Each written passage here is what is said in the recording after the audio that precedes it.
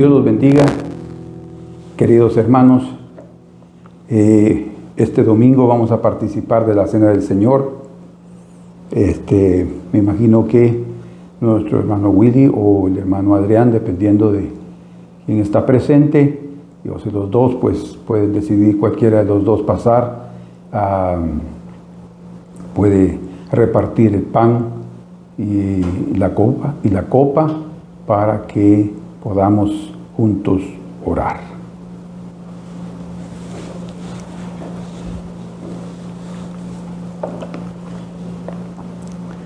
La Escritura dice así: porque yo recibí del Señor lo que también os he enseñado, que el Señor Jesús, la noche que fue entregado, tomó pan, y habiendo dado gracias, lo partió y dijo: tomad, comed, esto es mi cuerpo que por vosotros es partido.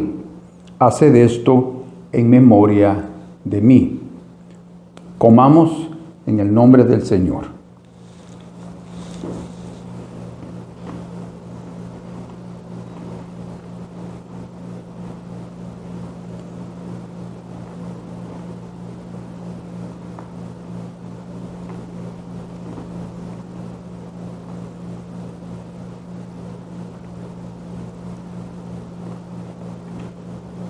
Señor, muchas gracias por haber estado voluntariamente dispuesto a dar tu cuerpo para ser crucificado en la cruz. Muchas gracias por habernos salvado, nos limpiado por tu sangre y que se haya efectuado esa expiación extraordinaria que nos hizo perfectos delante del Padre. Gracias, Señor, porque la restauración fue hecha. A ti es toda la gloria y toda la honra. Amén.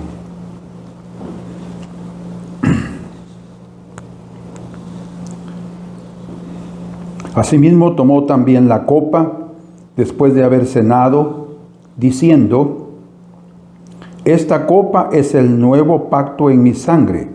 Haced esto todas las veces que la bebiereis en memoria de mí. Así pues, todas las veces que comiereis este pan y bebiereis esta copa, la muerte del Señor anunciáis hasta que Él venga. Señor, queremos beber de esta copa, no solamente hacer memoria de tu muerte, mas también de tu resurrección, de tu ascensión y de tu venida inminente. Nosotros estamos viviendo de tal manera que podamos estar preparados para tu venida, Señor, en cualquier momento. Que esta copa sea una representación de ese pacto de la nueva alianza en tu sangre y que nuestras vidas cada día, Señor, sean más allegadas a ti, en el nombre de Jesús. Bebamos.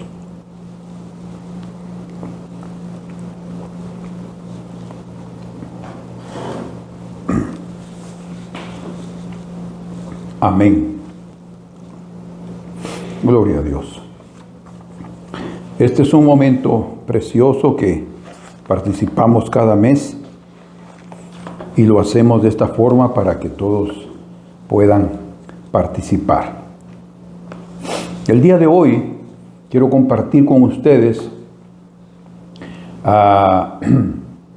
un tema de las Escrituras que creo uno de los más importantes que podemos considerar. No es escatología, las cosas de los últimos tiempos, no es la creación, tampoco es las parábolas, los evangelios, son importantísimos. Pero lo que vamos a ver hoy es sobre la autoridad de Dios. Sobre el trono de Dios será el título de nuestro mensaje. Según las Escrituras, en el Salmo 103 y verso 9, Dice, Jehová estableció en los cielos su trono y su reino domina sobre todos. Trono implica reino, ¿sí? Trono implica autoridad, dominio, poder, un cetro, implica súbditos. Su reino no es únicamente los hombres salvos, sino su reino abarca todo el mundo espiritual también, o sea, los ángeles y sus diferentes niveles, su jerarquía entra dentro del dominio de Dios. Y es más, hasta las fuerzas del mal están dominadas por el Altísimo. Su trono es firme. Cuando dice que Jehová estableció en los cielos su trono, está diciendo que es firme. Y está diciendo que está en los cielos, o sea, en la parte más alta del universo, desde el cual Él reina sobre todos.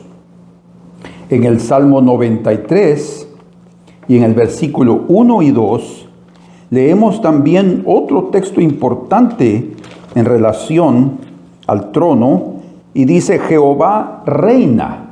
Vean ustedes, se vistió de magnificencia, Jehová se vistió, se ciñó de poder, afirmó también el mundo, hablando de la creación, y no se moverá. Firme es su trono. Esa palabra en hebreo, firme, es la misma palabra que leímos en el Salmo 103, verso 9, donde dice Jehová estableció o Él afirmó. Firme es su trono desde entonces, o sea, desde el principio de todas las cosas, el Señor reina. ¿Por qué? Ahí dice, tú eres eternamente. Entonces el trono de Dios está en los cielos y el tiempo establecido desde que Él reina es de la eternidad a la eternidad. Eso significa siempre. El trono de Dios entonces es un trono universal. Y la expresión, su trono es la expresión de su soberanía y poder sobre toda la creación física y espiritual. Eso incluye la naturaleza, los animales, todo el mundo creado físicamente como nosotros los hombres y el mundo espiritual de los ángeles. Entonces, ese reino es universal porque abarca todo lo creado, porque lo espiritual también fue creado. Nada existía fuera de Dios hasta que Él decidió compartir su existencia con los seres invisibles y los seres visibles. Hubo un momento en la vida del pueblo de Israel cuando el Señor ya le había dado la ley a Moisés, que no sabemos exactamente en qué momento del recorrido por el desierto, del paso por el desierto, probablemente pudo haber sido antes de entrar a la tierra prometida, porque esta palabra está registrada en el libro de Deuteronomio. Y ahí, en ese capítulo 17 de Deuteronomio, en el verso número 18 al 20, el Señor le ordena, y obviamente hay una anticipación de que habrá un rey sobre Israel, muchos años antes de que hubiera rey, y antes de que lo pidieran, ya el Señor había determinado que habría un rey, ya lo sabía. Pero Él le dice a Moisés que ese rey que Él va a establecer, y eso implica o implicó desde el rey Saúl, a pesar de que la Biblia dice que fue el pueblo que los escogió, pero fue el Señor el que decidió que Él fuera el primer rey del pueblo de Israel. La orden era que Él tenía que leer o tener una copia del original del Pentateuco, o sea, de la Torá, para leerla, esa copia, para él, todos los días de su vida. Y dice ahí, para que me aprenda o que aprenda a temerme, o que aprenda a temer a Dios. Esa orden fue dada con el propósito de que él guardara las palabras escritas ahí y pusiera por obra todo.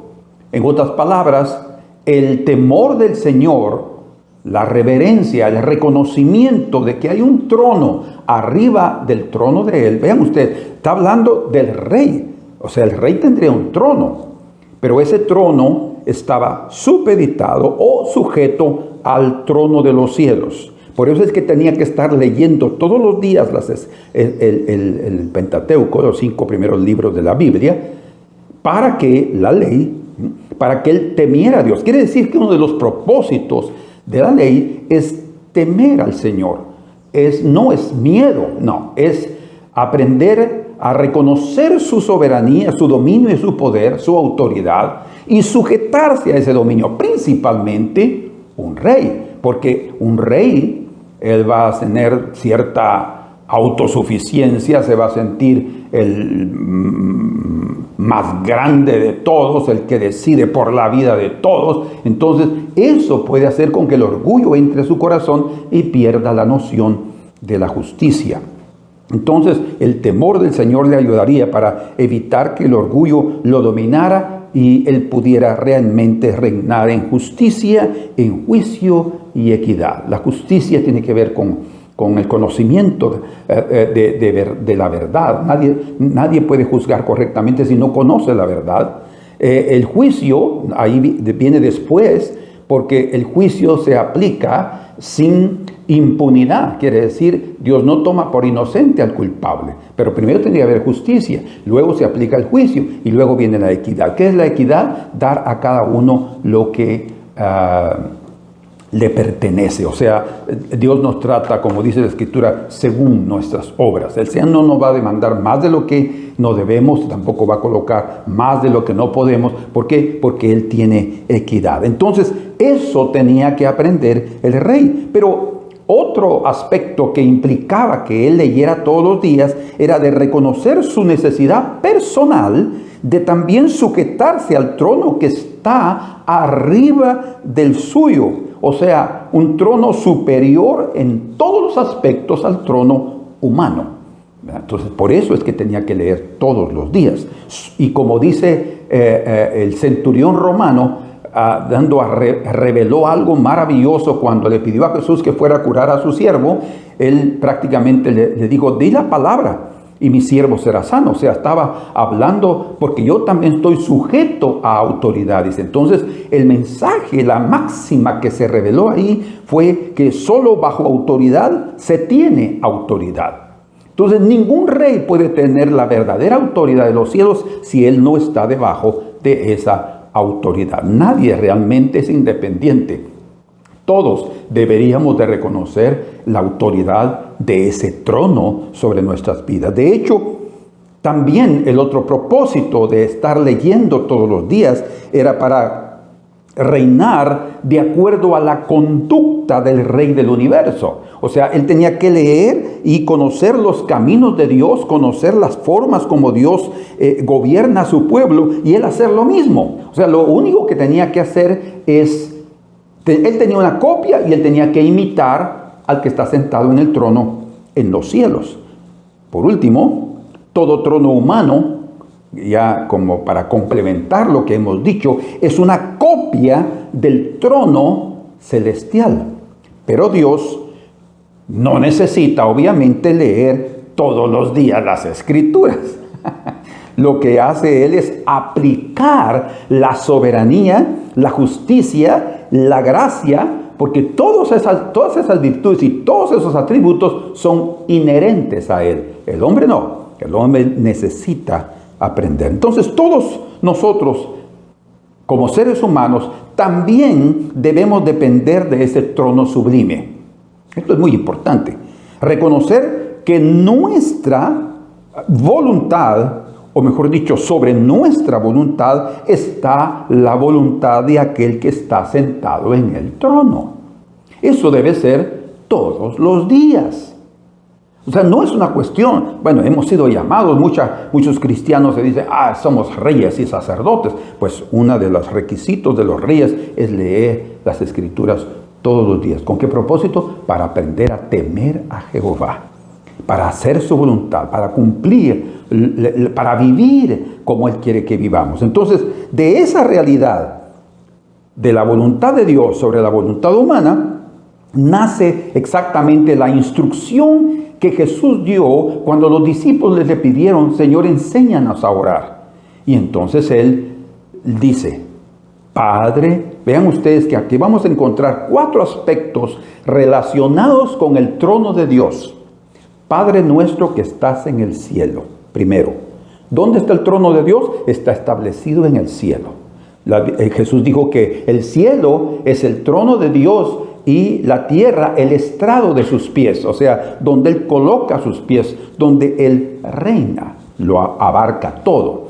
Primer aspecto entonces, Padre nuestro que estás en el cielo. Segundo, santificado sea tu nombre. El segundo aspecto tiene que ver con la reverencia. O sea, el hombre debe vivir siempre reverenciando al Señor. Por eso es que el Señor dice: santificado sea tu nombre. El tercer aspecto tiene que ver con cuando dice: venga tu reino. Vean ustedes, si es un reino, como hablamos al principio, tiene un trono. Entonces, este es el otro aspecto relacionado con el trono en el Padre Nuestro. Venga tu reino. ¿Qué estás diciendo? Establécelo en la tierra. Establécelo en mi vida. Establécelo, Señor, en todo el universo. No que Él no lo haya establecido. Desde el inicio está establecido. Lo que sucede es que el hombre necesita reconocerlo y estar consciente y vivir a la luz de la autoridad y poder de ese reino. Y cuarto, dice: hágase tu voluntad como en el cielo, así también en la tierra. 4 aspectos del trono de Dios en la oración del Padre Nuestro que son muy importantes porque su voluntad debe siempre prevalecer. Él es el soberano. Y no es solamente porque Él sea el soberano y todos tenemos que rendirnos, querramos o no querramos, no. Lo que sucede es, como ser Dios y por saber todas las cosas y por vivir en el pasado, en el presente y en el futuro, Él siempre sabe qué es lo mejor para cada uno de nosotros. Entonces, pedir la voluntad de Dios es pedir lo mejor para nuestras vidas. Es lo que muchas personas no han entendido, pero necesitamos entenderlo. Entonces, todo aquel que reconoce ese trono de Dios, se rinde y se rinde a Él, será auxiliado, consolado, guiado por el que está sentado en el trono. En el libro de Apocalipsis, capítulo número 7 y verso 17, 7:17, dice: porque el Cordero que está en medio del trono los pastoreará. Cuando alguien está reconociendo la autoridad de este trono y se está rindiendo, está siendo pastoreado por el Cordero. Dice que está en medio del trono, los pastoreará y los guiará a fuentes de aguas de vida. Tendremos pastoreo que implica dirección divina y que implica agua viva. Y Dios enjugará consuelo toda lágrima de los ojos de ellos. ¿Va? Nos ayudará hasta en los momentos de tristeza, todo aquel que reconoce la autoridad de Dios. Y la Escritura dice también en Apocalipsis 22, verso 1, después me mostró un río limpio de agua de vida, al que hablamos en 7:17, resplandeciente como cristal, o sea, limpio, limpio, limpio, ese río, que salía del trono de Dios y del Cordero. El río que alegra la ciudad de Dios es un río que sale del trono. Cuando alguien reconoce el trono, se rinde al trono de Dios, es decir, a su autoridad y a su dominio, a su soberanía, que implica todo lo que es justicia, todo lo que es juicio y todo lo que es equidad. Cuando se rinda a ese trono, va a recibir el beneficio y la influencia poderosa del río que sale del trono. En el verso 3 dice: y no habrá más maldición, y el trono de Dios y del Cordero estará en ella, y sus siervos le servirán. El trono de Dios estará en la ciudad santa. ¿Por qué? Por eso es que el Señor nos enseñó a orar: venga tu reino y hágase tu voluntad, como en el cielo, así también en la tierra. En la Biblioteca Nacional de París, este es un documento que existe, Existe un documento que contiene el parecer dado al Papa Julio III por los cardenales cuando éste fue electo para ocupar el trono, entre comillas, papal en el año 1550, por allá por la época de la Reforma Protestante. Incluye los siguientes pasajes. Probablemente surgió debido a que ya querían leer más las Escrituras. De todos los consejos que podemos ofrecer a vuestra santidad, reservamos los más necesarios para el final. Debemos abrir bien los ojos, decían los cardenales al Papa, y ejercer toda la fuerza posible en el sentido de permitir la lectura del Evangelio lo menos posible, especialmente en la lengua común, no en latín, en todos los países debajo de su jurisdicción. Lo poco que normalmente se lee en la misa debe ser suficiente y nadie debería leer más. Yo creo que hoy está un poco diferente en la Iglesia Católica. Se está permitiendo leer más las Escrituras, están predicando más las Escrituras. Ha habido un cambio, pero en aquella época estaban completamente cerrados porque no quería que el pueblo despertara. En cuanto las personas estén satisfechas con este poco, los intereses de vuestra santidad prosperarán. Pero si las personas quisieran leer más, los intereses de vuestra santidad comenzarán a declinar. Vean ustedes qué impresionante. La razón es porque si los creyentes leyeran más las Escrituras, tendrían conocimiento y entenderían los caminos de Dios y dejarían de vivir de acuerdo al mundo y a la religión que establece mandamientos de hombres. Se establecería el trono de Dios porque todos entenderían lo que se debe hacer y rendirían su voluntad al trono de los cielos, y el trono de la voluntad del hombre sería destruido. Yo creo que todos los reyes de la tierra, todos los presidentes de las naciones deberían leer la Biblia. Hoy, debido al movimiento woke y debido a todos esos tipos de movimientos liberalistas que están trayendo una total libertinaje, no solo en el mundo, sino también introduciéndola dentro de la iglesia y ya está adentro, no están dispuestos a leer más las Escrituras, porque si las leyeran, entonces pues tendrían mayor entendimiento. De hecho, ahora hay Biblias. Usted tiene que tener mucho cuidado en cuál versión de la Biblia compra, porque hay Biblias, se llaman inclusivas, donde ya han cambiado algunos versículos que tienen que ver con ciertos pecados, para que no se ofenda a ciertas personas.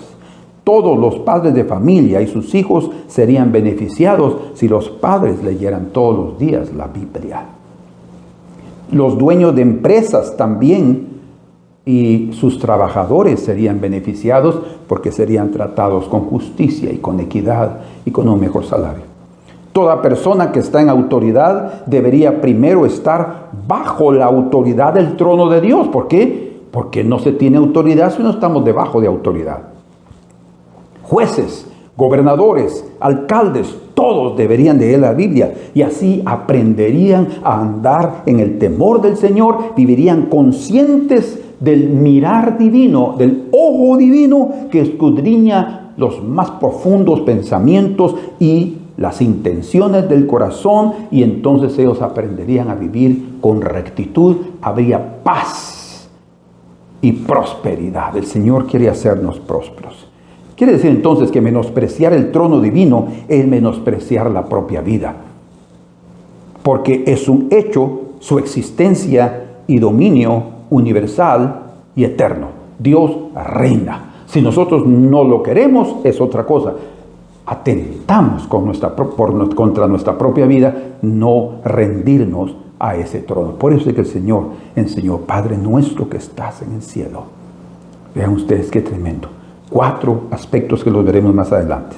Bueno, para avanzar un poco, el trono de Dios está encubierto.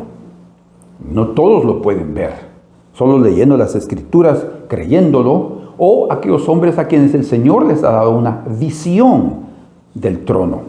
Porque ese trono está encubierto a los ojos humanos porque su fulgor, su resplandor, su intensidad, su majestad, su gloria es tan intensa que los simples mortales y pecadores no soportarían mirarlo y vivir. Su gloria y santidad los destruiría. No hay hombre que mire para mí que viva, le dice el Señor a Moisés cuando él le dijo, muéstrame tu gloria. ¿Quién le estaba pidiendo? Moisés. Y el Señor dijo, te mostraré mi espalda. Tremendo. No obstante, han habido algunos hombres a quienes Dios les ha permitido verlo, el trono. Aquellos que han llegado, sin duda, al lugar más bajo de sus vidas y en ese estado de humildad han sido protegidos para poder ver la grandeza de la soberanía y de la santidad divina. Dios mismo no permitió que muriera. Uno de esos fue Job, donde dice en Job capítulo 26, verso 9, Él encubre la faz de su trono, dice. Él encubre la faz de su trono y sobre él extiende su nube. Por eso es que también Salomón, cuando oró en la inauguración del templo, del primer templo, del que él construyó, él dice, porque tú moras en las tinieblas. No quiere decir que a él le gusten las tinieblas, no. Lo que está diciendo es que a través de esa nube espesa y fuerte, eso va a proteger a la gente, porque si su resplandor brillara ahí como brilla en el cielo, no resistiríamos. Micaías, uno de los profetas en los días de Acab, él también vio el trono de Dios cuando fue convocado para decir una palabra si deberían de ir o no a la guerra. Él le dijo a Josafat, que lo estaba acompañando, hay uno ahí, pero no me gusta que venga él porque siempre me dice lo que no quiero oír. Entonces Micaías a la fuerza fue, pero no diga eso el rey, dijo Josafat, mándelo a traer. Lo fueron a traer y llegó Micaías. Él dice, ve a la batalla que serás próspero. No te digo que Entonces, después de que le exigieron dar una palabra, oigan lo que dice el profeta Micaías. Entonces él dijo, oye pues palabra de Jehová, yo vi a Jehová sentado en su trono y todo el ejército de los cielos estaban junto a él, a su derecha y a su izquierda. Eso implicaba todos los ángeles de Dios y los ángeles caídos, espíritus y todo, porque dice que cuando estaban ahí, dice el Señor preguntó, ¿y cómo haremos caer a Acab en la batalla? Unos decían una cosa, otros decían otra cosa, y de repente un espíritu se levantó y dice, yo voy a hacer espíritu de mentira en sus profetas, ve y hazlo y prosperarás. Imagínense, y así fue. Los profetas el Señor solamente estaba dando a conocer la inclinación del corazón de Acab y la inclinación de sus profetas que solo querían complacer lo que el rey quería oír. Hasta en eso Dios es soberano. Por eso es que Micaías dijo, yo vi a Jehová en su trono. Bueno, y no voy a citar todas las referencias de los hombres que yo tengo aquí, que son 10. David vio el trono de Dios. Los hijos de Coré vieron el trono de Dios. Sea una visión o una revelación clara, ellos tuvieron una noción de lo que es el trono de Dios. Etán Esraíta, otro escritor de los Salmos, levita, también vio el trono de Dios. Jeremías vio el trono de Dios. Dice, mas tú, Jehová, después de la caída de Jerusalén, en Lamentaciones capítulo 5, verso 19, dice, mas tú, Jehová, permanecerás para siempre. Tu trono de generación en generación. Fue destruida la ciudad, fue destruido su pueblo, pero el Señor reina de generación en generación. El hecho de que las cosas no estén sucediendo como nosotros no queremos o no lo deseamos, no significa que el Señor no reina. Él reina de generación en generación. Y nosotros tenemos que pedirle, aún en los momentos más críticos de nuestra vida, como el Señor les dijo, a través de Jeremías, yo les pongo la vida y la muerte. ¿verdad? Si se quedan aquí, morirán. Si se van al cautiverio, vivirán. Como le dijo también en Deuteronomio a través de Moisés, yo les pongo aquí la vida y la muerte, la bendición y la maldición. Escojan pues la vida, escojan pues la bendición. ¿Cómo? Obedeciéndolo. Entonces, el trono de Dios está establecido, querramos nosotros o no. Isaías vio el trono de Dios en el año que murió el rey Usías, dice. Fíjense, murió un rey humano, un gran rey, pero que después entró al orgullo. Él cayó al orgullo porque Usías era un rey, era ingeniero, mecánico, ingeniero agrónomo, porque él era amante de la agronomía. Él hizo muchos riegos y una impresionante canalización de agua. Él era increíble, hasta armas para la guerra él hizo y todo era grande. De tal manera que él también pensó que era un sacerdote, que él podía ser un sacerdote y quería entrar a quemar incienso en el lugar santo. Cuando él entró en esa arrogancia, los sacerdotes tratando de detenerlo, lepra cayó sobre su frente y tuvo que salir de ahí y murió separado. Vean ustedes cómo ese gran hombre, rey Usías, no reconoció el trono de Dios, cómo se atrevió, cómo tuvo la osadía de menospreciar su propia vida, prácticamente cuando menospreció el trono de Dios. De tal manera que en ese año que murió el rey Usías, Isaías el profeta vio el trono de Dios. Qué importante es eso. O sea, qué mensaje se está transmitiendo ahí. Miren, en todos los aspectos de nuestra vida, sea cuando hay prosperidad o cuando hay muerte, tenemos que reconocer al soberano sobre nuestras vidas. Ezequiel vio el trono de Dios estando en Babilonia. Daniel vio el trono de Dios. Juan vio el trono de Dios. Dice la Escritura, o mejor dicho, yo hice toda la investigación y 39 veces, parecen 42 veces aparece el nombre, la palabra trono en el libro de Apocalipsis. Pero 39 veces se refieren específicamente al trono de Dios o al trono del Cordero. Quiere decir entonces que el libro de Apocalipsis bien podría ser llamado el libro del trono de Dios. Y ahí en el libro de Apocalipsis, donde se está hablando de los fenómenos naturales que serán usados como cataclismos, como juicios que vendrán sobre la tierra antes de la venida del Señor, de las guerras, de los que se levantarán con el dragón y con la serpiente, que se levantarán siendo engañados por el falso profeta. En todo ese caos y en toda esa mortandad que habrá y en esos juicios, Jehová reina. Jehová reina. Los reyes de Judá que cumplieron la orden de leer todos los días las Escrituras, bien se dice de ellos que, y fue un rey que hizo la voluntad de Jehová, o un rey que vivió como su padre David, un hombre así conforme a los caminos de Dios. Pero los reyes que no hicieron eso, pues obviamente no se les podía decir eso, fue malo a los ojos de Jehová, dice. No aprendió los caminos de Dios. Qué importante es reconocer el trono de Dios, pero no lo podremos reconocer si no tenemos una comunión constante, si no tenemos una relación diaria. No solo a través de la oración, también a través de la meditación en los caminos de Dios, pero también a través de la lectura de las Santas Escrituras. Imagínense los reyes de Israel, del reino del norte. ¿Por qué se desviaron ellos? ¿Por qué Jeroboam hizo 2 becerros de oro para que adoraran y no fueran más a Jerusalén? Porque el hombre nunca leyó las Escrituras, y si alguna vez las leyó, las menospreció, porque iban en contra de sus principios. Oh Dios amado, menospreciaron el cielo donde está el firme trono de Dios y sus propias vidas en la tierra donde es el estrado de sus pies. El hombre que confía en sus propios caminos se desvía de la voluntad de Dios y de lo mejor para ellos, para sus familias y para el pueblo que gobiernan. Los hombres que no reconocen el trono de Dios levantan sus propios tronos.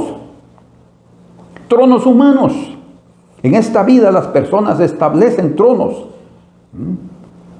Establecen tronos. Un trono significa el lugar de mi dominio. Donde yo domino, donde yo gobierno, donde yo decido, es mi trono, ¿verdad? Hay gentes que tienen tronos. Jezabel, una mujer, tuvo un trono. Ella gobernaba. Atalía fue otra mujer que también quiso estar sobre el trono, sobre el dominio. Todo aquello en lo cual nosotros nos sentimos que somos los reyes es nuestro trono, o algún otro aspecto como vamos a mencionar hoy. O sea, el lugar donde sentimos que hay autoridad en nuestra vida. Y esas personas que colocan sus confianzas en esas habilidades o en esas posibilidades o en esos bienes, están apostando sus vidas, quiere decir, están confiando en que estas cosas, ese trono, esa autoridad, los salvará. Uno de esos tronos es la riqueza. Hay gente que está confiando en la riqueza, vive para ser rico, trabaja para ser rico. Pero la Escritura nos aconseja en el libro de Santiago, el apóstol Pablo nos enseña en el libro de Proverbios, vemos claramente, no que Dios está en contra de las riquezas, porque la propia Biblia dice que Dios es el que nos da el poder para hacer las riquezas en Deuteronomio capítulo 8, verso 18. Yo soy el que les da el poder para hacer las riquezas. ¿Cuándo viene la bendición de Dios? La bendición de Dios enriquece y no añade tristeza con ella, dice el libro de Proverbios. Pero cuando el hombre establece su propio trono para ganar dinero, por tener más comodidad, por tener dominio, por alcanzar un nombre, por pensar materialistamente, solamente, entonces está en un serio problema. Es un serio problema porque ese trono de las riquezas es fugaz. Puede desaparecer en cualquier momento. Y si se aparece, caerás en el suelo. Y las personas que apostaron sus vidas en esos tronos, en ellas son destruidos juntamente con su confianza fugaz. Porque porque las riquezas nada son. Dice la Escritura en Proverbios 23, verso 5, has de poner tus ojos en las riquezas, siendo ningunas. ¿Cómo? No son nada. Porque se harán alas como alas de águila y volarán al cielo. ¡Fu! Se irán. ¿Y dónde está la confianza en ese trono? Se va a desvanecer. Por tanto, apostar nuestra vida, poner nuestra confianza en las riquezas, es establecer nuestra seguridad en ellas, fijarlas prácticamente en nada, en un vacío. Nuestro corazón quedará sin apoyo, no habrá fundamento. Fijemos nuestro corazón en Jehová nuestro Dios, porque Él es el que nos da el poder para hacer las riquezas. Implica que hay hijos de Dios que pueden llegar a ser ricos y muy prósperos, pero siendo guardados en su corazón porque ellos ven al trono de Dios como más importante que cualquier cosa en la vida. Otro trono que se establece en esta tierra es el ateísmo o el materialismo. Aunque la línea del pensamiento del ateísmo es que no hay Dios, ¿verdad? Obviamente. Sin embargo, hay un trono que ellos han establecido. Para ellos no hay un trono en el cielo porque no hay Dios, pero ellos han establecido su propio trono, estableciendo sus propias ideas materialistas. Prácticamente para ellos su trono es las cosas de esta vida. Como dice el libro de Romanos capítulo 1 verso 23, y cambiaron la gloria de Dios incorruptible en semejanza de imagen de hombre corruptible, de aves, de cuadrúpedos y de reptiles, por lo cual también Dios los entregó. Vean el soberano decidiendo a la inmundicia. No lo recomendaron, no santificaron su nombre. Dios los entregó a las concupiscencias de sus corazones, de modo que deshonraron entre sí sus propios cuerpos, o sea, cayeron a una inmoralidad que ni es de mencionar, ya que cambiaron la verdad de Dios por la mentira. Lo hicieron voluntariamente, honrando y dando culto a las criaturas, el materialismo, antes que al Creador, el trono invisible y eterno, el cual es bendito por los siglos. Amén. Otro trono que se ha establecido en este mundo es el humanismo. Ese es otro trono. El fundamento del humanismo es que hay un trono, sí, pero en ese trono está sentado el hombre. Por eso es el humanismo. Hay un trono en el cual el hombre gobierna su vida como le da la gana. Pero el único hombre que tiene el derecho de sentarse en el trono es Jesucristo hombre. Él sí, por eso es el Cordero sentado en el trono. Y como él mismo dice, al que venciere, Apocalipsis 3:21, yo haré que se siente con mi Padre en su trono, así como yo he vencido, dice. Entonces, hay una oportunidad, sí, preciosa para estar reinando con el Señor. Si sufrimos, también reinaremos con Él. Hay un precio a pagar, sí, pero es la sujeción a la autoridad divina. Entonces, el único que estará en el trono es Jesucristo hombre, el Cordero de Dios, el León de la tribu de Judá, aquel que ha vencido. Bueno, para avanzar otro poco, quiero mostrarles ahora sobre el carácter del trono. Esto es muy importante porque nos establece ciertos atributos principales. Dios tiene muchos atributos, pero vamos a ver 4 de esos atributos que tienen que ver directamente con el trono de Dios. Dice la Escritura en el Salmo 89, en el capítulo 89 de los Salmos y en el versículo número 14. Vean ustedes, acompáñenme en la lectura. Justicia y juicio son el cimiento de tu trono. Justicia y juicio son 2 cosas distintas.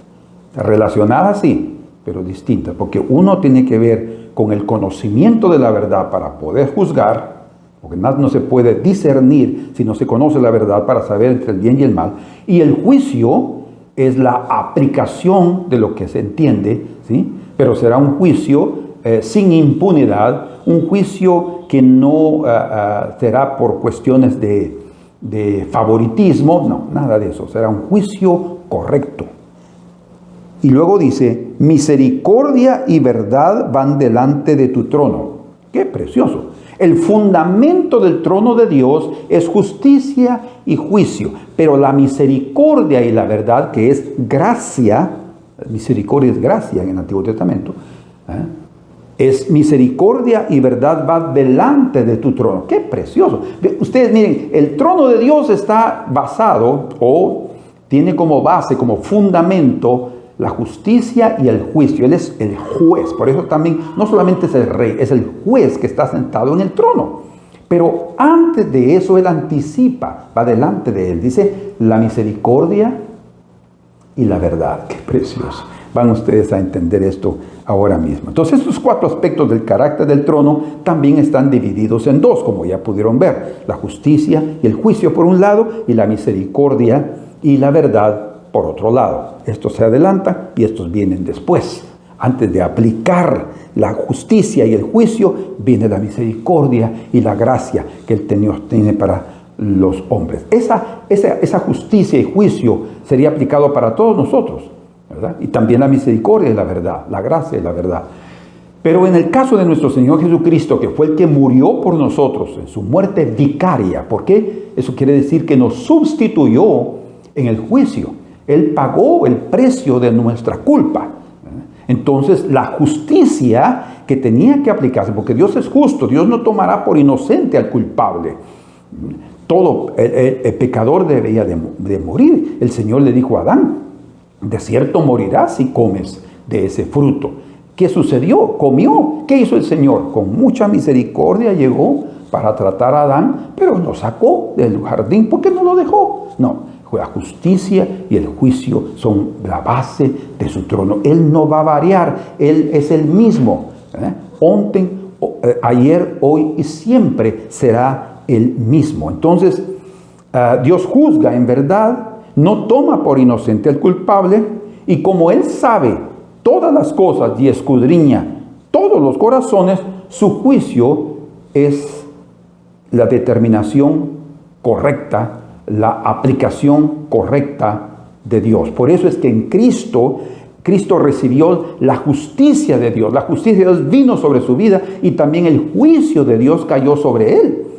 Él tuvo que pagar el precio, pero nuestro pecado fue quitado y él llevó nuestra culpa. Vean ustedes que Dios no hizo de la vista gruesa, ¿verdad? O de la vista gorda para poder ignorar el pecado del hombre. No, alguien tuvo que pagar el precio y ese fue Jesucristo, hombre. Pero luego la gracia y la verdad, dice, van delante de él. ¿Por qué? Porque Dios perdona y limpia al hombre que se arrepiente. Esto es muy importante. En Cristo, entonces, además de haber recibido la justicia y el juicio de Dios, Cristo es nuestra justicia, Cristo es nuestra santificación, Cristo es la sabiduría de Dios, Cristo es nuestra redención. Todos esos aspectos son parte de la vida del Señor. Pero también Él manifestó en su vida, en su ministerio, durante el tiempo que Él estuvo predicando y sanando a los hombres y predicando el evangelio del reino de Dios,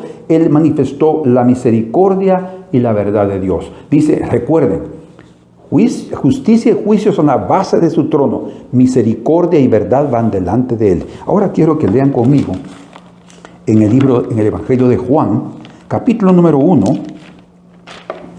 y confirmen lo que les estoy diciendo. Juan 1, verso número 17. Dice, pues la ley tiene que ser aplicada, ¿no? Que el que cumpliere vivirá, el que no morirá. La ley por medio de Moisés fue dada. Nadie pudo cumplir la ley. Pero la gracia y la verdad, ¿qué es? Misericordia y verdad van delante de su trono. Cristo reveló los atributos de Dios, los 4 atributos principales que revelan sobre el trono de Dios, sobre el carácter del trono, sobre su vida y a través de su vida. Dice ahí, pero la gracia y la verdad vinieron por medio de Jesucristo.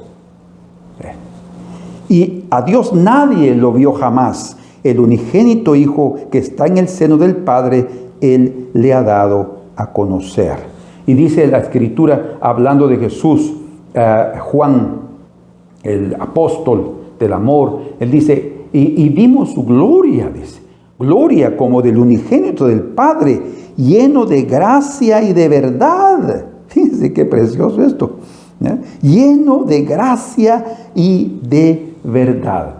Entonces, aquí están esos dos aspectos que son parte del trono de Dios que va adelante de él. Y la Escritura es tan preciosa que confirma todos estos aspectos. Por ejemplo, en Proverbios capítulo 20, versículo 28, ahí dice, misericordia y verdad, ¿qué son esas dos cosas? Lo que va delante del trono. Misericordia y verdad guardan al rey. Al rey.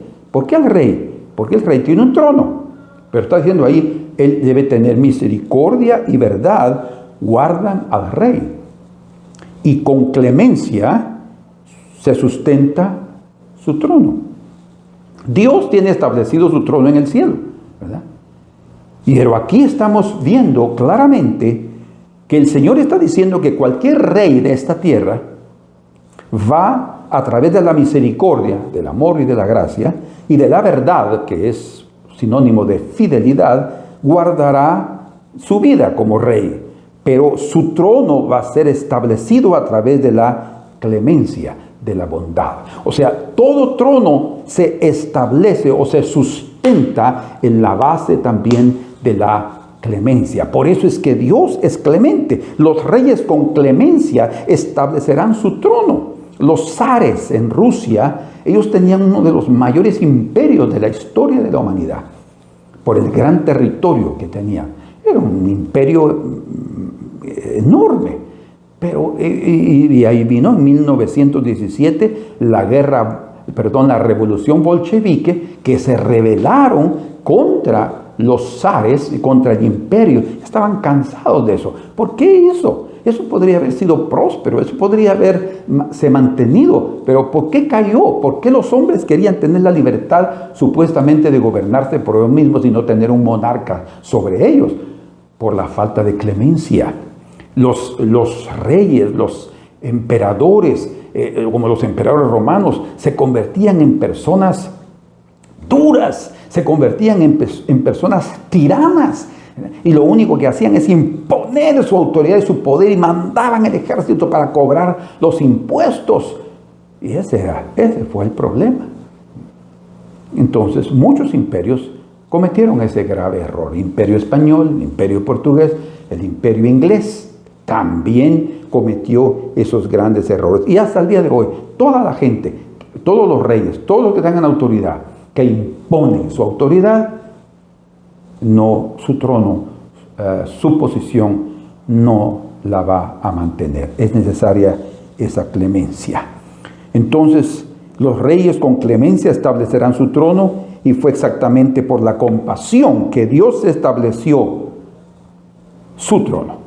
Dios dice que la misericordia y la verdad van delante. Eso es clemencia. Entonces, ahora, no es que lo haya establecido hasta en los días de Jesucristo. Su trono es eterno, de generación en generación. Siempre ha existido. O sea, significa que del trono de Dios siempre ha surgido la misericordia y la verdad. Por eso es que hasta el día de hoy y por toda la eternidad se mantendrá firme su trono, porque Él es clemente. Cuando Moisés le dijo, muéstrame tu gloria, el Señor gritó, misericordioso, misericordioso.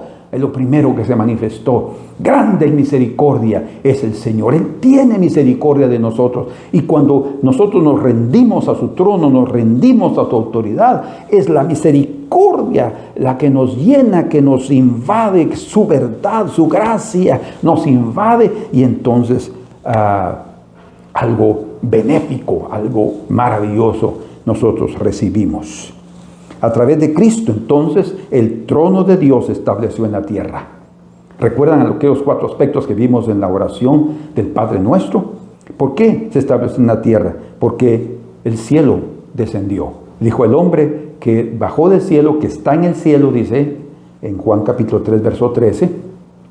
De entonces el cielo descendió a esta tierra. Y de hecho, a través de Jesucristo el cielo estaba aquí. El lugar de su dominio, el lugar del trono estaba aquí a través de Jesús. Su santidad se reveló. ¿Por qué? Porque Él estaba siendo reverenciado.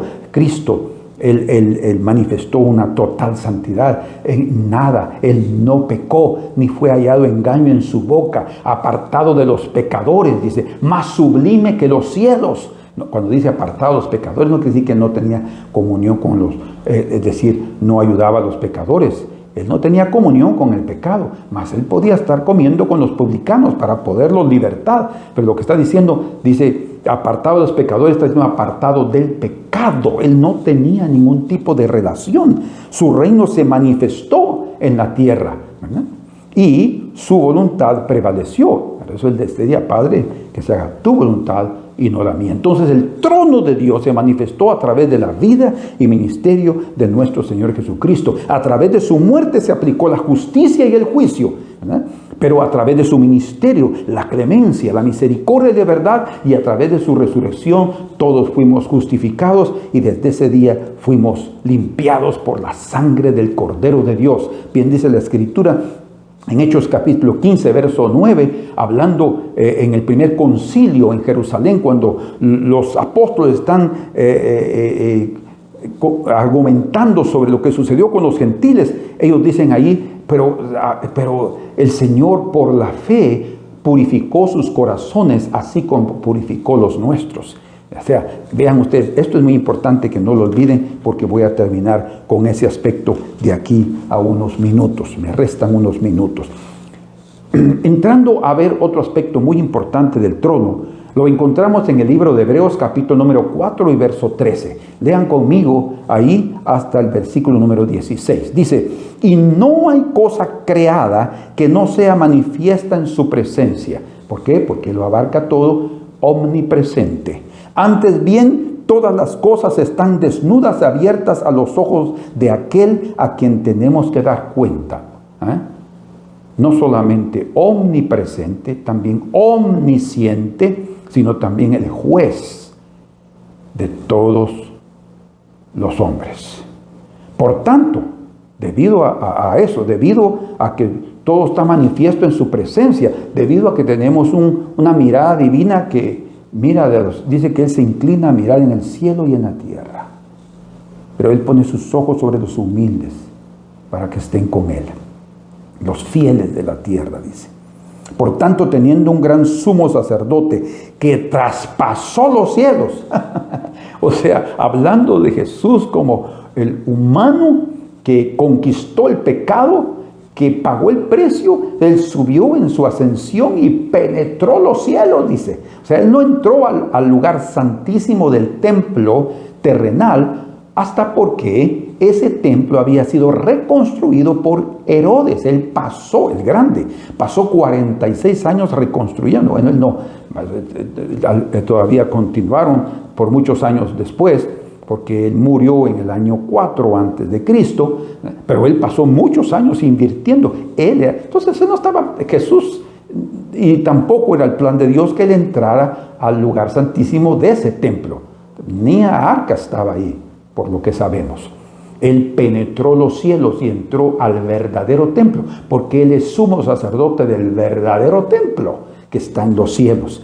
Y dice allí, Jesús, el Hijo de Dios, retengamos nuestra profesión, o sea, nuestra confesión de fe, porque no tenemos un sumo sacerdote que no pueda compadecerse de nosotros, de nuestras debilidades. O sea, por eso dice, retengamos nuestra profesión, o sea, mantengámonos firmes en la fe, porque Él es compasivo. ¿Recuerdan cuál es la parte clemente de su trono? Misericordia y verdad van delante de su trono, dice. Compadecerse de nuestras debilidades, sino uno que fue tentado en todo, por eso se hizo semejante a nosotros, a nuestra semejanza, pero sin pecado.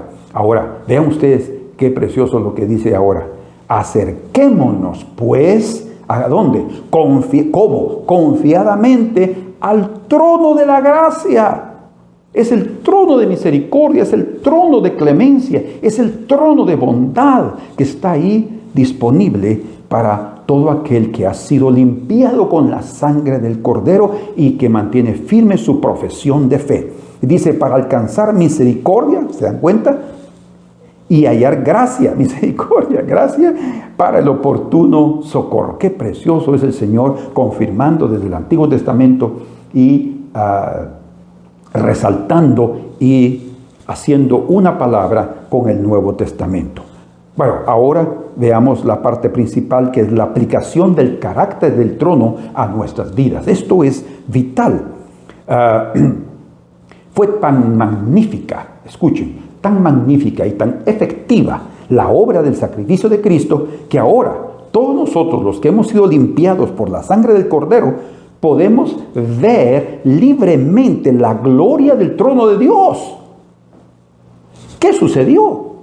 Bueno, todavía no hemos tenido una experiencia de personalmente estar delante del trono. Ustedes van a ver algo que les va a sorprender, de tan magnífica y gloriosa es la presencia del trono de Dios. Sin embargo, el Señor ya nos da la libertad, debido a la obra de Cristo, debido a la limpieza que experimentamos, de poder ver el trono del Señor. Hacer algo que hablando naturalmente, no soportaríamos. Tiene que existir una limpieza espiritual, que fue lo que fue efectivado en nosotros. Entonces, eso fue solamente establecido por la dignidad del carácter y obra de nuestro Señor Jesucristo, por lo que Él hizo. Bien dice la Escritura en 2 de Corintios capítulo 3 y verso número 18. Por tanto, nosotros todos, dice, los de la fe, no todos los hombres de fe, mirando a cara descubierta, ¿qué cosa? Como en un espejo la gloria del Señor. O sea, hoy en día es como un espejo. No es literalmente, porque todavía no estamos en su presencia física, pero sí espiritual. Por eso es que la sentimos, por eso es que tenemos la unción del Santo, por eso es que conseguimos expresar las palabras del Señor, porque es Él mismo a través de nuestras vidas hablando. Entonces dice, como en un espejo la gloria del Señor, vean ustedes, somos transformados de gloria en gloria, en la misma imagen como por el Espíritu Santo. O sea, es la obra del Espíritu que ahora mora en nosotros, que ejecuta la transformación y tiene que ir de gloria en gloria. Es una ascensión así, un cambio, una transformación ascendente, ¿verdad? Así vamos de gloria en gloria. La transformación es a los pocos también, ¿verdad? No es radicales en algunos aspectos, pero la transformación final viene en el día de Jesucristo. Bueno, cuando Isaías vio el trono de Dios, recuerden que lo vio en los días que murió el rey Usías, en el año que murió el rey Usías. Isaías vio la santidad del trono de Dios. Ustedes me acompañan en el libro de Isaías, en el capítulo número 6. Verán ahí aspectos importantísimos que quedaron registrados ahí por el profeta. Dice, en el año que murió el rey Usías, vi yo al Señor sentado sobre un trono alto y sublime. Vi yo al Señor sentado en un trono alto y sublime. Ha de haber sido, qué experiencia. Y sus faldas llenaban el templo, dice, o sea, la luz que resplandecía, eran esas faldas. Por encima de él habían serafines. Cada uno tenía 6 alas, con 2 cubrían sus rostros, con 2 cubrían sus pies y con 2 volaban. Explicaré de aquí a poco. Y el uno al otro daba voces. El uno al otro daba voces. Cada serafín que había ahí daba voces, diciendo: Santo, santo, santo, Jehová de los ejércitos, toda la tierra está llena de su gloria. Si ustedes ponen atención, van a percibir que los serafines no le están diciendo al Señor, santo, santo, santo, y el Señor recibiendo, no. Santo, santo es Jehová de los ejércitos, la tierra está llena de tu gloria. No, así no dice. La tierra está llena de su gloria. Esos serafines están proclamando la santidad de Dios para toda criatura, invisible y visible, para que puedan tener el temor que ellos mismos van a manifestar o manifiestan. De aquí a poco vamos a verlo. Pero vean ustedes qué precioso que ellos están declarando: santo, santo, santo. Cuando el Señor se manifiesta, nosotros recordemos que Él es santo, y eso debe darnos a nosotros una completa reverencia y reconocimiento de su majestad, y debemos de humillarnos delante de Él. A pesar de que somos aptos para estar delante de su presencia, no vamos a llegar ahí: Señor, aquí estoy yo, tu hijo vencedor. No, tengo que llegar con humildad. Vamos a verlo. Y dice, entonces dije, cuando Isaías vio eso y oyó, porque dice, y las 4, y los quiciales de las puertas se estremecieron del templo con la voz del que clamaba. Los serafines que estaban clamando. Y la casa se llenó de humo. O sea, el templo, quiere decir la humanidad redimida, debe temer, debe temblar ante la presencia, y porque se llenó de humo también otra vez, como Salomón dijo, morarás en tinieblas, dice, para reducir el riesgo de que aquellos que estaban ahí murieran por su presencia. Dice, entonces dije, ay de mí, el profeta, que soy muerto, porque siendo hombre inmundo de labios, hombre inmundo, un profeta, y habitando en medio de pueblo tiene labios inmundos. O sea, él y todo el pueblo en esa condición. Han visto mis ojos al Rey Jehová de los ejércitos. Y voló hacia mí uno de los serafines, teniendo en su mano un carbón encendido, tomado del altar con unas tenazas, y tocando con él sobre mi boca, dijo: he aquí que esto tocó tus labios, y es quitada tu culpa, y limpio tu pecado. Está hablando, cuando estaba diciendo labios inmundos, no estaba diciendo a veces miento, no, estaba diciendo soy pecador, así de claro, y el pueblo pecador. Ahora, veamos aquí algo muy, muy importante, porque los serafines aquí Ellos son seres celestiales, seres invisibles, ¿verdad? Ángeles de una cierta jerarquía muy alta, que son los que están dentro del trono de Dios. Probablemente sean los mismos querubines. Yo siempre he considerado que podrían ser querubines y serafines, pero Juan también ve como que fueran también los querubines. Entonces puede ser que sean los mismos. Independientemente de eso, lo vamos a saber hasta que los tengamos enfrente, pero ellos son seres sin pecado. Primero, seres celestiales que no cayeron, seres celestiales limpios en la presencia del Señor, pero también son criaturas. Ellos fueron creados. Dios creó lo visible y lo invisible. Entonces ellos fueron creados. Y ellos proclaman la santidad divina a todas las criaturas. Donde ellos van, declaran la santidad de Dios, ¿verdad? Para proteger a las criaturas. No la proclaman, obviamente, como les dije, para que, el Señor siempre recibirá gloria y honra de los ángeles, y es obvio que así sucede, pero hay una cierta voz, una cierta trompeta que se anuncia para que, como hasta aquí en la tierra, cuando los reyes van a pasar, y anuncian que hacen todos aquí. No, hasta ahí, vamos a ver al rey, lo van a decapitar, ¿verdad? En la China igual nadie podía ver al monarca, al electo, nadie. Cualquiera que se atrevía a verlo, solo aquel que lo permitía, hasta se cubrían su rostro, las reinas, los reyes. Eso era así, es así humanamente, cuanto más en los cielos. Entonces los serafines, para revelar algo más sobre ese trono, tienen 6 alas. Vean ustedes que tienen 3 pares de alas. Con 2 cubren sus rostros. Con 2 cubren sus pies. Y con 2 vuelan.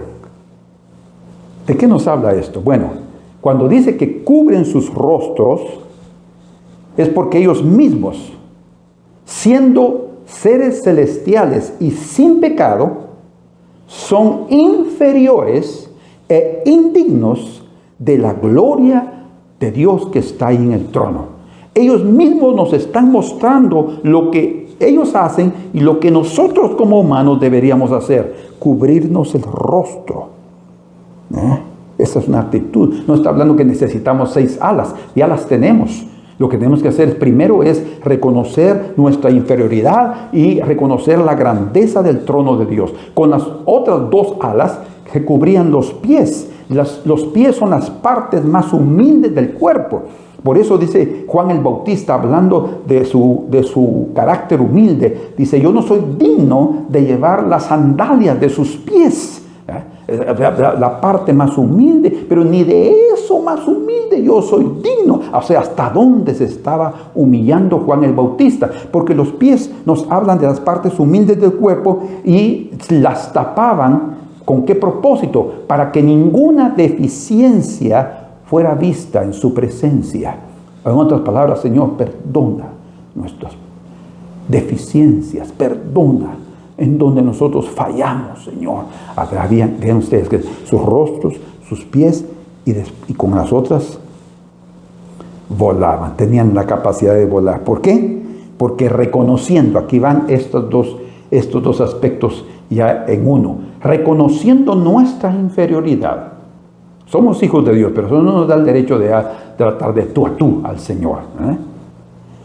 Reconociendo su inferioridad y andando en humildad, ellos conseguían volar. Estos 2 aspectos, este es un balance apropiado que necesitamos todos nosotros como seres humanos para servir y adorar al Señor, a aquel que es 3 veces santo. Debemos servirlo con reverencia, reconociendo nuestra inferioridad. Debemos acercarnos con humildad siempre. Y si tenemos esos dos aspectos nos darán la oportunidad de volar, que decir, de subir a los lugares celestiales y estar en su presencia. Entonces, para concluir, les doy la metodología de la limpieza. Vean ustedes cómo es que esto sucedió. Y aquí está la parte principal, porque aquí el trono nos lleva hasta la parte de su clemencia. Dice la Escritura que un serafín tomó una brasa, o sea, un carbón encendido del altar, probablemente del altar de incienso, probablemente. Tomó una que es el altar, que según la Escritura en el libro de Hebreos, entró al lugar santísimo, anda con Dios. Entonces, él agarra una brasa, un carbón encendido es una brasa, o sea, estaba al fuego vivo, ¿verdad? Al rojo vivo, como decimos, al rojo vivo estaba la brasa, así. Él la agarra con una tenaza y se la pone en la boca, en los labios del profeta. Ahora, pongan atención a lo que les voy a decir, porque pueden perderse si no ponen atención. Primero, el serafín es un ser celestial. Ahora, todo lo celestial es real. Y él llegó al altar a agarrar una brasa. O sea, todo es espiritual. ¿Por qué el serafín no agarró la brasa con su mano? Sino agarró una tenaza, como que se fuera a quemar con esa brasa, y con una tenaza agarró la brasa, pero el serafín sí le colocó la brasa encendida en la boca del profeta Isaías y no le protegió con algo, con una crema, para que no tuviera una quemadura terrible. ¿Saben por qué eso sucedió eso? Porque la obra de Dios es interna, ¿sí? Pero es real. Por eso es que el serafín la agarra con tenaza, porque era real lo que estaba sucediendo. Fue real nuestra limpieza interna. El Señor nos purificó de nuestros pecados de una forma definitiva y poderosa, ¿sí? Por eso es que Él viene y le pone la brasa en los labios y Él no se quema y no se queja de dolor ni de ardor, porque no era la obra de Dios no es una obra física. La transformación del cuerpo viene como resultado de la obra interna que Él ha ejecutado en nosotros. Aquel que ha comenzado la buena obra la perfeccionará para el día de Jesucristo. Así es que rindámonos todos al trono de Dios, reconozcamos su santidad y su gloria, vivamos en reverencia y en humildad todos los días, y tendremos las alas, el otro par de alas para elevarnos a los lugares celestiales y experimentar la limpieza extraordinaria que Él ha hecho en nuestro interior. Padre amado, Padre que estás en los cielos, santificado sea tu nombre, venga tu reino y hágase tu voluntad como en el cielo, así también en la tierra. Establece tu trono sobre nosotros. Establece tu autoridad sobre nosotros, porque nadie tendrá autoridad si no está bajo autoridad. Señor, que reconozcamos esa gloria, que reconozcamos ese poder y que reconozcamos ese dominio que está a disposición tuya, en tu mano, en tu diestra. Señor, para que tú extiendas tu brazo y que maravillas y prodigios sean hechas a través de tus santos profetas, apóstoles, pastores y evangelistas y maestros. Señor, en el nombre de Jesús, te lo pedimos y te lo agradecemos. Amén. Que el Señor los bendiga y primero Dios, nos vemos el próximo domingo.